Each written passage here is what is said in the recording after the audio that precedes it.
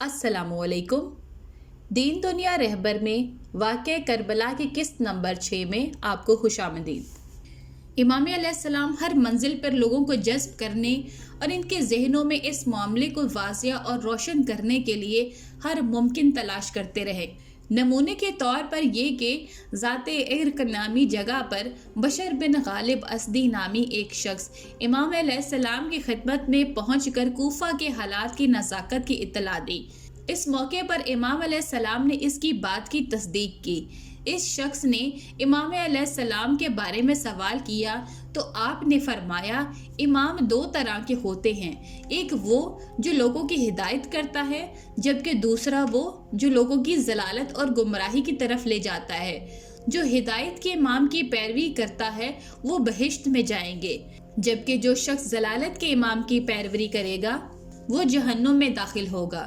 بشر بن غالب اس وقت تو امام علیہ السلام کا ساتھ نہیں دیا، لیکن بعد میں امام حسین علیہ السلام کی قبر مبارک پر گریہ کرتے دیکھا جاتا تھا اور امام علیہ السلام کی نصرت اور مدد نہ کرنے پر پشیمانی کا اظہار کرتا رہتا تھا۔ اسی طرح سلبیہ نامی جگہ پر ابو ہرہ ازدی نامی شخص نے امام کی خدمت میں آ کر اس سفر کی وجہ دریافت کی تو امام علیہ السلام نے فرمایا، بنو امیہ نے میری جائیداد لے لی، اس پر میں نے صبر کیا، مجھے گالی دی گئی، میں نے صبر کیا، میرے خوں کے در پہ ہوا تو میں نے فرار اختیار کی۔ اے ابو ہرہ، جان لو کہ میں ایک باغی اور سرکش گروہ کے ہاتھوں مارا جاؤں گا اور خدا ذلت و رسوائی کا لباس انہیں پہنائے گا اور ایک تیز دھار تلوار ان پر مسلط ہوگی جو ان کو ذلیل و رسوا کرے گی۔ مروی ہے کہ امام علیہ السلام جب بطن رما نامی جگہ پر پہنچے تو کوفیوں کو خط لکھا اور انہیں کوفہ کی طرف اپنی روانگی کی اطلاع دی۔ امام علیہ السلام نے خط قیس بن مسعر سداوی کو دیا۔ قیس جب قادسیہ پہنچے تو ابن زیاد کے سپاہیوں نے ان کا راستہ روک کر ان کی جامع تلاشی لینا چاہا۔ اس موقع پر قیس نے مجبور ہو کر امام علیہ السلام کا خط پھاڑ دیا تاکہ دشمن اس کے مضمون سے باخبر نہ ہو سکے۔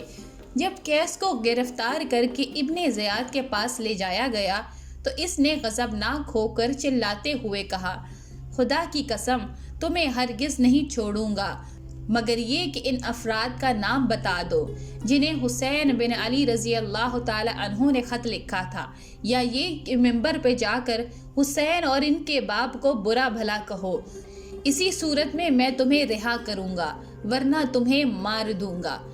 قیس نے قبول کیا اور ممبر پر جا کر امام کو برا بھلا کہنے کی بجائے کہا، اے لوگو، میں حسین بن علی کا ایلچی ہوں اور تمہاری طرف آیا ہوں تاکہ آپ کا پیغام تم کو پہنچا دوں۔ اپنے امام علیہ السلام کی ندا کو لبیک کہو۔ ابن زیاد آگ بگولا ہو گیا اور حکم دیا کہ قیس بن مسعر کو دارالعمارہ کی چھت سے نیچے پھینکا جائے۔ اس کے سپاہیوں نے ایسا ہی کیا اور پھر اس جسم بے جان کی تمام ہڈیاں توڑ دیں۔ مروی ہے کہ امام حسین علیہ السلام نے مسلم کی شہادت کی خبر پانے سے قبل اپنے رضائی بھائی عبداللہ بن یقطر رضی اللہ تعالی عنہ کو مسلم کی طرف بھجوایا تھا۔ وہ حسین بن نمیر کے ہاتھوں گرفتار ہو کر ابن زیاد کے پاس لے جائیں گے۔ ابن زیاد نے حکم دیا کہ انہیں دارالعمارہ کی چھت پر لے جایا جائے تاکہ کوفیوں کے سامنے امام حسین علیہ السلام اور آپ کے والد بزرگوار پر سب و لعن کریں۔ عبداللہ بن یقطر رضی اللہ تعالی عنہ نے دارالعمارہ کی چھت سے کوفہ والوں سے مخاطب ہو کر کہا، اے لوگو، میں تمہارے پیغمبر کی بیٹی کے فرزند حسین علیہ السلام کا ایلچی ہوں، اپنے امام کی مدد کو دوڑو اور ابن مرجانہ کے خلاف بغاوت کرو۔ ابن زیاد نے جب یہ دیکھا تو حکم دیا کہ انہیں چھت سے نیچے گرا دیا جائے۔ عبداللہ بن یقطر کو ایک شخص نے آ کر قتل کر دیا۔ عبداللہ بن یقطر کی شہادت کی خبر مسلم اور ہانی کی شہادت کی خبر کے ہمراہ زبالہ کے مقام پر امام حسین علیہ السلام کو ملی۔ امام حسین علیہ السلام نے بصرہ کے 5 قبائل عالیہ، بکر بن وائل، بنو تمیم، عبد القیس اور ازد کے سرداروں کے نام ایک خط لکھا جسے سلمان بن زرین نامی اپنے ایک موالی کے توسط سے روانہ کیا۔ سلیمان نے 5 قبائل کے سردار کو ایک خط کا نسخہ دیا۔ اس خط کا مضمون اور متن ایک ہی تھا، جو کچھ یوں تھا: میں تمہیں کتاب خدا اور سنت رسول کی طرف بلاتا ہوں۔ بے شک سنتیں نیست و نابود ہو گئی اور بدعتیں زندہ ہو گئی ہیں۔ تم میری بات سنو گے اور میرے فرمان کی پیروی کرو گے تو میں راہ راست کی طرف تمہاری رہنمائی کروں گا۔ بصرہ میں مذکورہ افراد میں سے ہر ایک نے امام علیہ السلام کے موصولہ خط کا ایک ایک نسخہ چھپا کر رکھا، سوائے منظر بن جارود عبدی کے، جس نے یہ گمان کیا کہ حسین علیہ السلام کی ایک چال ہے۔ چنانچہ اس نے اگلے روز ابن زیاد کو، جو کوفہ جانا چاہتا تھا، حقیقت حال بتا دیا۔ ابن زیاد نے امام علیہ السلام کے قاصد کو اپنے پاس بلوایا اور ان کا سر قلم کروایا۔